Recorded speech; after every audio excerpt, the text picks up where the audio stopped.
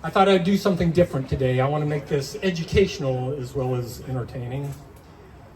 I've been learning a lot of things from my peers, mostly about human anatomy and weird parts of the body and what can go wrong with it. And when those conversations come up, I sit there and I listen, and it comes around to me, and it's my turn to talk. And usually the best thing I can come up with is something like, well, I went out to the desert last month and all my fingernails broke. And that's not very satisfying for anyone. But this week, friends, I have something to share with you. Did you know that there is something called an anterior bursal linkage that holds your kneecap on? Who knows that? Okay, well, very good, because I just made it up. If that thing breaks, your kneecap falls down and just lands on your foot.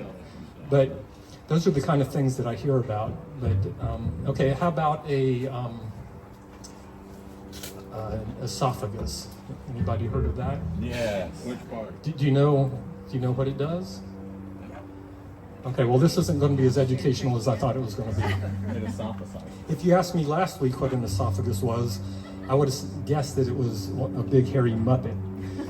But no, an esophagus is a thing that attaches your mouth to your stomach, and there are a bunch of things now I know that can go wrong with it, and we're not going to go through all those. But one of those is it can tear open, which allows the blood that's supposed to be running through your body to quit running through your body and run directly into your stomach. And it turns out your body, my body at least, does not like having human blood in its stomach. So it finds a way to eject that, which we don't need to go into. So this brings us up to Tuesday night. And I'm sitting there looking at blood that's outside of my body.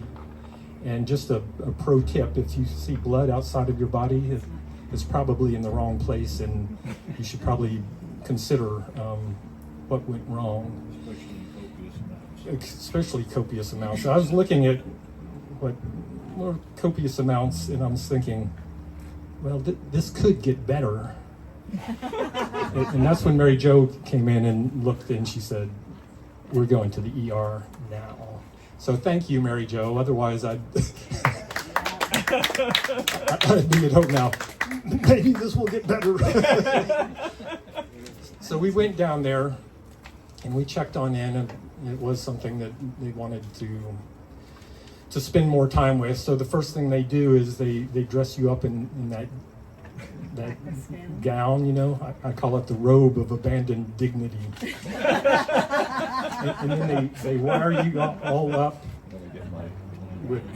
I'm wearing long sleeves, so you can't see all my needle marks in my arms.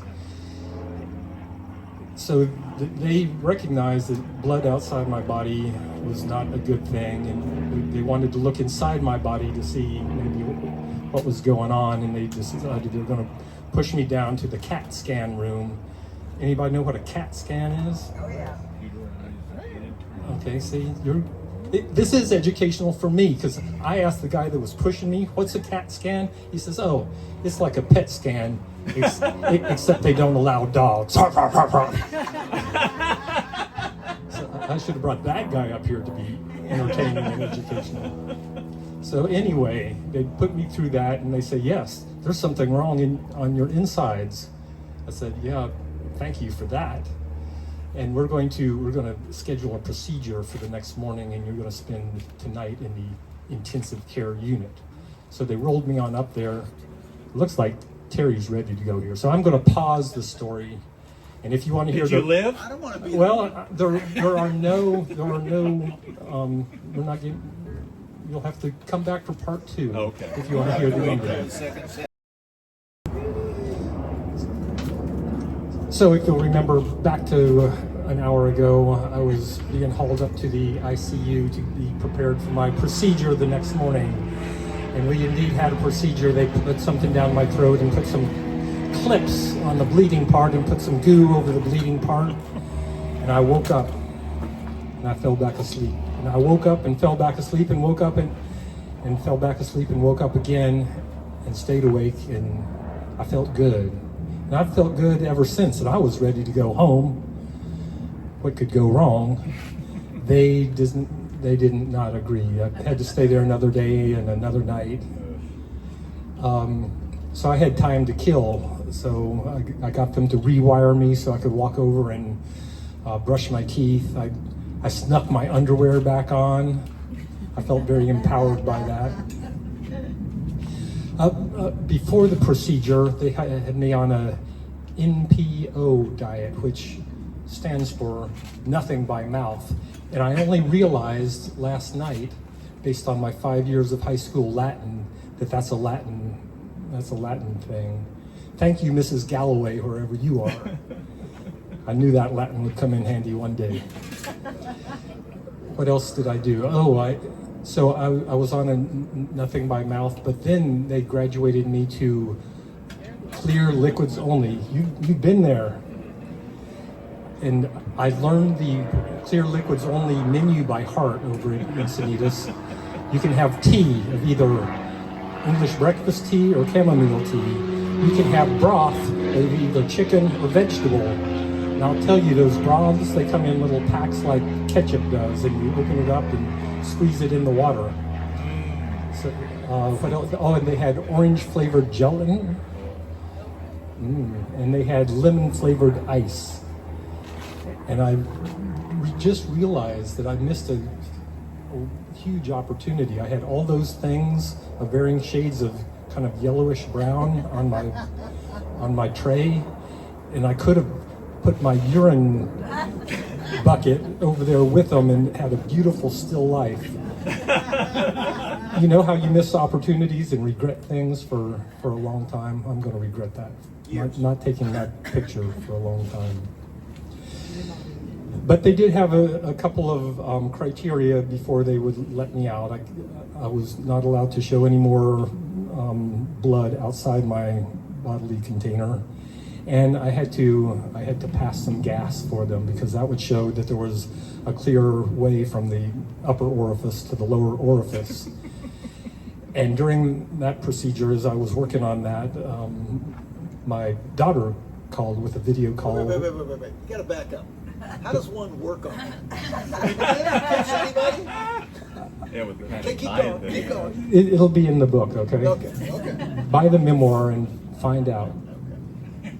So I got a video call from Omaha, and the two 4-year-olds, they were very interested in the hotel because they'd been at, not the hotel, they're also interested in hotels because their dad works in one, but they were interested in the hospital because they'd been in hospitals, and they wanted to see all the things that I had in my room and talk about them. But they were even more interested in the farts. They had come to the conclusion that the adult world was giving way too little attention to the concept of farts. And the fact that my doctor was counting my farts in the hospital, that just kind of validated a big piece of their worldview right there.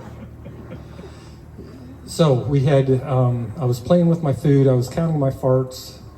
I got to sleep another night and woke up in the next morning, and they graduated me to my final diet that I'm still on today, the SAD diet. I asked them, what does SAD stand for? And they said, it doesn't stand for anything. It just means the lack of happiness. I said, thanks. So all that good food on the table in there, I'm sad. But we did get to the point, I ate my sad food and started signing forms and changing clothes and divesting myself of wires. And after all that, there was one more thing to do, and that was, it was doctors, it was a hospital. I couldn't leave there without some drugs. So the pharmacy wanted to send up some drugs, but I had to pay for them. These people had given me a free CAT scan, a free endoscopy, and all the free packets of broth I could eat. And now they want to charge me $2.99 for a little bottle of pills. And Mary Jo was off playing tennis, and she wasn't available to bail me out. But my son came down and did, and I was afraid I was going to have to go out in the hall and busk $3 worth to get out of that place. But on the way out, I was doing my little wave. They let me walk out. They gave me a card. Oh. Yeah. And all the nurses over the course of the week had signed it. And I thought, oh, 2 days ago, how did you know if I was going out vertical or horizontal? And I read them, and they kind of covered all their bases. Our best wishes. So this could either be,